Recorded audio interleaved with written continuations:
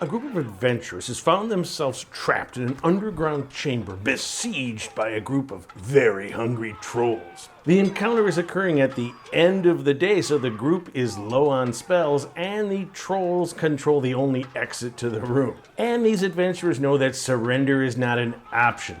Trolls are notorious for eating each and every one of their defeated opponents. With their cure spells and healing potions depleted, the group begins to drop one by one. And the remaining spellcasters desperately try to employ their last cantrips in a desperate attempt to do something, but nothing works. Finally, only one character stands against the full fury of the troll horde. The cleric realizes that she's got one last chance to act before being overwhelmed. So instead of using the Sacred Flame cantrip to just deal some futile last damage, she decides to use thaumaturgy. She causes minor tremors to erupt all around the room, and then she calls out in her loudest, most commanding voice to her god Talos. Master of storms, she cries out, I will undertake whatever quest you require. All that I ask is that you smoke these loathsome opponents. The trolls are momentarily stunned by this display, but as the rumbling fades away and nothing seems to happen, they begin to laugh among themselves, send out foul curses in their loathsome tongue. But then the rumbling begins again, much stronger now, shaking the room and sending the trolls to the flagstone floor. As the rumbling grows more intense, cracks begin to form in the floor and water gushes forth, smashing the trolls against the walls. While from above a crack forms in the ceiling and a shaft goes straight up to the sunshine above. The water comes from the crack and lifts the party up through the shaft and outside, depositing them on the grass, where the cleric is able to stabilize their wounds. And then a ball of blinding white light appears before them, arcing like 1,000 lightning bolts. And from within, the bellowing voice of Talos himself, who says, Behold, the awesome power of the Deus ex Machina.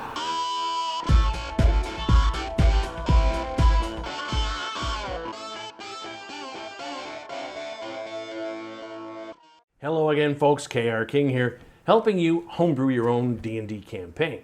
So in my intro, I gave an example of the classic Dungeons & Dragons Deus ex Machina, which basically means that the player characters were in a no-win, pure death situation, and the GM comes up with some solution that plucks them from defeat. And it's usually the intercession of some god or NPC or some force that's wholly unexpected. And of course, this technique is much maligned by players and GMs alike as lazy or reflective of, poor encounter creation. Or from the old, players can never die school, in which the GM has to step in and save the players from themselves. And it's usually a good rule of thumb to abstain from this kind of intervention.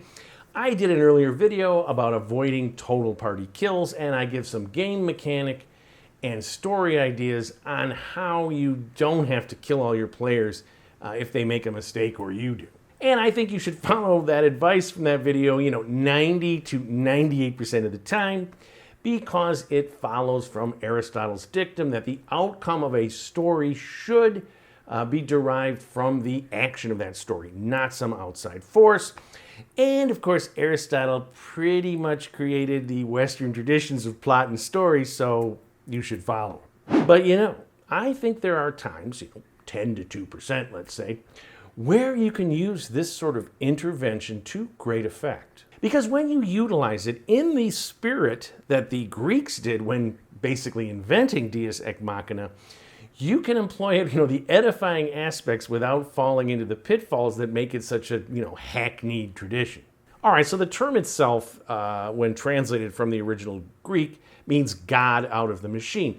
And this refers to, ancient Greece stagecraft in which at the end of the play, there'd be a crane or maybe a very high riser in which a god would appear and he would get the hero or heroes out of some impossible situation. And this was an unresolvable dilemma, and the god would intercede and create a happy ending. One famous example, the end of Medea. The sun god arrives on his chariot. He plucks Medea out of the clutches of her evil husband Jason and takes her to safety in Athens. And there are many more examples of this in Greek tragedy and comedies, some of which mocked the tradition. And of course, this does appear in all sorts of modern fiction and films, usually to be avoided. And in fact, first I'm going to start with two examples, very famous, that you should avoid in terms of creating a Deus ex machina ending to some scenario in your own world. And I call these the ridiculous and the convenient. So a famous example of the ridiculous, H.G. Wells' War of the Worlds, in which the Martians almost conquer Earth, but at the last minute they are felled by their lack of immunity to common bacteria. So Wells has set up the Martians as having technology that is far superior to anything on Earth. He also has established their society as ruthless expansionists. They are going to wipe us out. So how can humanity prevail in the end? Well, somehow, despite their tremendous knowledge, technology, and long planning that went into their invasion, the Martians ridiculously forgot to research our basic common code. And of course, in Lord of the Rings, we have the classic convenient Deus ex machina. Tolkien sends the hobbits on this suicide mission to Mount Doom, which he makes clear to each other this is going to happen. And then the explosion occurs. They're at the crater, and they have the giant eagles come and pluck them from the mountainside very conveniently.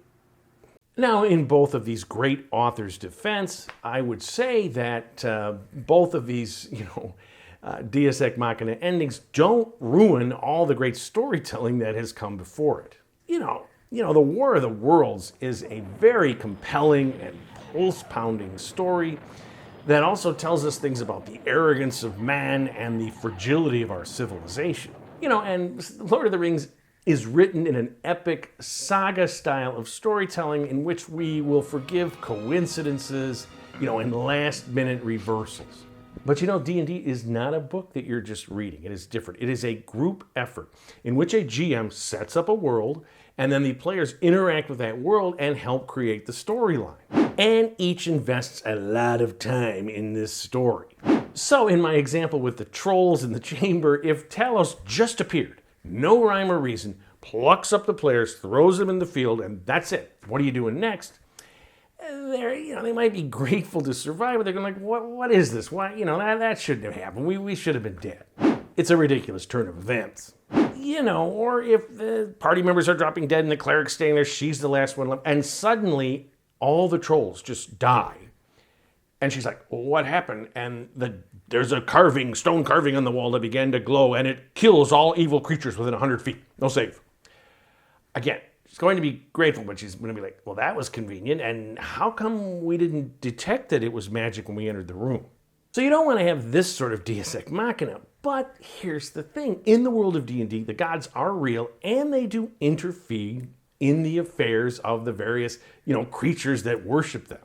And there's also a heroic aspect to the storytelling in which we do expect last minute, reversals and saves and whatnot. Why? Because it's exciting. And, the tradition of the gods saving the day at the end in Greek theater was actually, a part of the tradition of their society and their culture, the way they outlook, not just some lazy way to wrap up stories. The Greeks believed the gods were real and that they sometimes interfered in the affairs of humans. They sometimes had to clean up the mess that humans made. And this intervention was a catharsis moment for the Greek audiences, which also, integrated the affairs and wishes of the gods with their own daily affairs. But here's the thing, the intervention of said gods often arose complications. It wasn't just a cut and dry happy ending, and this is important. So when do you intervene in the action of your campaign in a Deus ex machina way? So it's when the actions of the players and you as the GM result in a situation where the catharsis and complications that are implied in the intervention, the Deus ex machina, are justified. So as for my example with the trolls in the chamber, what are the events that led up to the players finding themselves trapped there? Is it because they ran too long and got too low on spells? Why was it that, let's say, 8 trolls were attacking a party of 5, 6 level characters? Because that would be a very deadly encounter. So did the players make just one dumb decision after another, Or was it a series of bad luck in terms of, saving throws or surprise? Or did the GM set up an encounter that was unfair? And how you respond to these questions kind of relates to your philosophy of running D&D. Some GMs say, listen, if the players make dumb decisions, why should I intervene in such a, dramatic and unrealistic way to pull their, fat out of the fire? And I've known GMs, especially in the olden days, that would have just killed off the party, roll up new characters, start again, and hopefully they've learned their lesson. And of course, others take the approach that I outlined in my video on avoiding party kills, in which there's some sort of situation the players are captured or something, and then maybe one or more is killed in the situation, but the party itself stays alive. So for instance, in the troll example that I started the video with, just at that moment, the cleric, she's the last one alive, the trolls are poised, and the fire giants, who the trolls work for, burst in. What are you doing here? And they say, no, we want to take them captive or whatever. And maybe they give the trolls one or two players, a victim to eat, so the player is dead, but the rest are captured and the campaign moves on. And the point here is a player dies because the players made dumb decisions. But maybe the dumb decisions justify a Deus ex machina outcome. Why? Because this sort of interference should carry with it campaign-altering complications.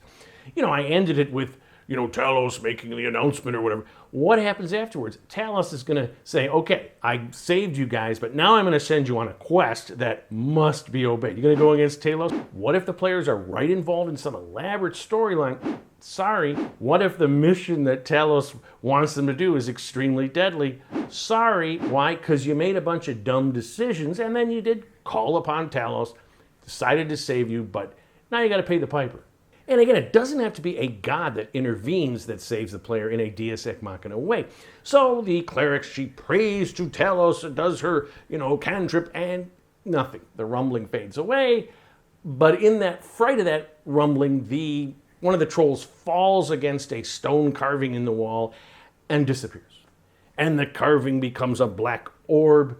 The other trolls are momentarily scared. The cleric runs over, and it's clearly some teleportation thing. She peers through. There's a forest, and the troll's running off. And the trolls are scared by this orb. She has time possibly to take the party, go through the teleportation chamber, and where are they? No way to get back. It may take you forever. So the party was saved, but at what cost? Again, if you've got some storyline you're doing or whatever. But you made dumb decisions. When you use Deus ex machina, there should be consequences. Now, what about if the players get into this death-defying situation purely because of bad luck? You make a few bad saves, you're surprised, let's say the trolls just make all of their saves. And what can happen is the battle turns bad, a few more bad luck rolls, and it turns hideous, and now you have just the cleric left. So you could use the out, in terms of the avoiding total party kills thing that I talked about. The fire giant comes in, but it still has to give the trolls, one victim for their victory. So a player dies and is dead, eaten because of bad luck.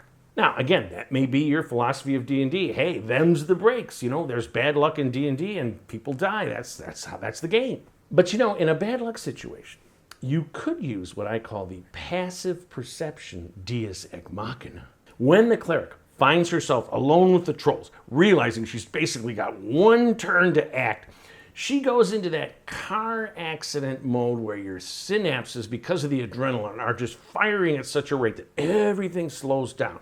And she's looking around at everything. And she notices that the stone carving in the wall has a niche that she didn't see. And she has time to get over there and reach into that niche and pull out what?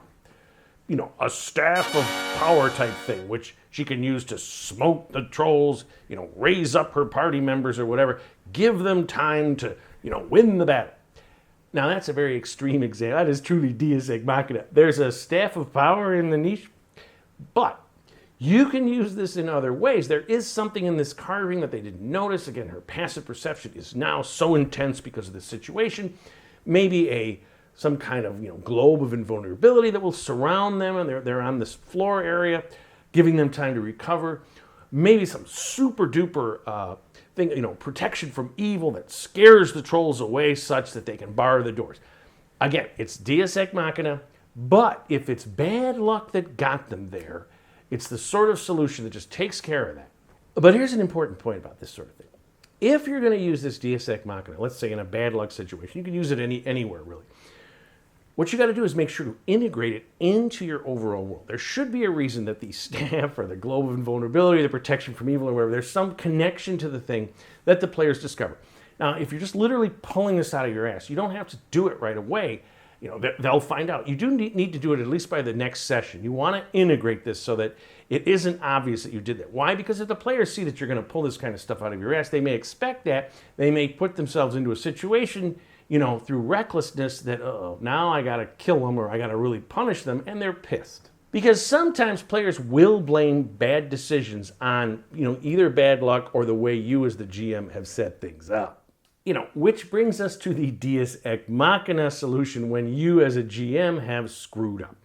This can be just, as simple as the encounter that you created was too tough. But it can also be things like the clues you gave in a dungeon were too obscure, the warnings they didn't understand. They got themselves into a deadly situation, and at least some of it is your fault. And the thing about this is here again, if you use my, avoiding a total party kill solution, sometimes you might get a party member who's, dead, and that falls on you. That's never good. You can just have them captured or have something happen where they're all alive. But again, maybe they lose their items or they're interrupted in the middle of a storyline, and it's all because you didn't quite set this up right. So again, you can use, if the players, ask for some God's help, you can have that happen. You can have the powerful item or situation. You can scale back its effects, its consequences and complications, because again, you screwed up. Another thing I've done in the past when I feel like, I kind of messed this up, is I get a very liberal in allowing the players when they're coming up with, crazy solutions, using a cantrip. Let's say that same cleric with the trolls, the thaumaturgy spell, she, creates a circle of acid around the players and the trolls are all freaked out. Not what the spell says, but, it's an emergency situation. So this she has time to somehow, stabilize the wizard or get him up, and then the wizard can, contribute to this sort of cantrip. They see what the trolls are affected by. Again, very liberal use of it. When you've screwed up, though, you're trying to atone for this. So you want to avoid this as much as possible, which means don't screw up. But the point here is there are times when Deus Ex Machina not only, takes your bacon or the players out of the fire, but actually contributes to the sort of epic storytelling that D&D is based on, this sort of, relationship with the gods that the Greeks had who did believe in the gods, and, it can be fun. But choose wisely, my friends. So if you like what you've seen, please subscribe to my channel, always looking for more, and leave some comments. I love to hear them and love to answer. But most importantly, my friends, keep playing D&D and tell somebody else about it.